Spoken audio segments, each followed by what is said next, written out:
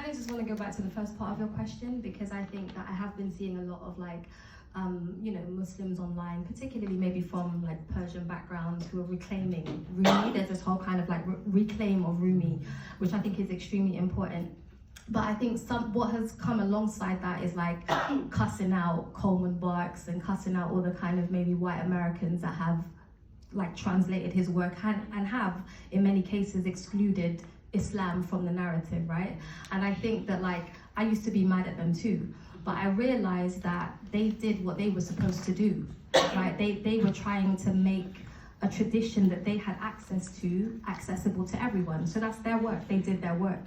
But I feel like it's our job to take up the mantle and continue that work, right? Like I feel like I can't be mad at Coleman Barks for not necessarily including the name of Muhammad sallallahu alaihi wasallam or the Quran or all these things. I can't be mad at him because I don't think he had a negative intention. Do you know what I mean? But I just think that we have to kind of reclaim it. And to be honest with you, there's a lot of Muslims that don't claim Rumi.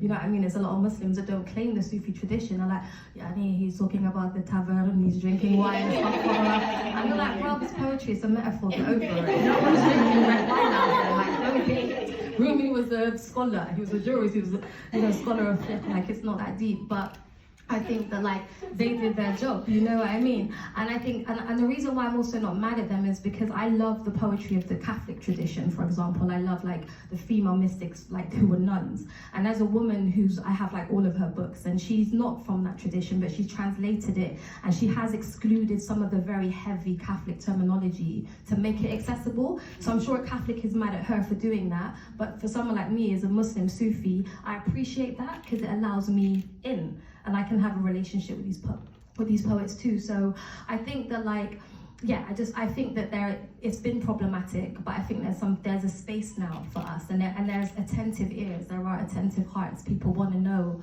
about this tradition. So that's where we kind of, not we, me necessarily, but the Muslims who understand Persian, who understand Arabic, who can do the translation work, like that's where they need to step up, you know.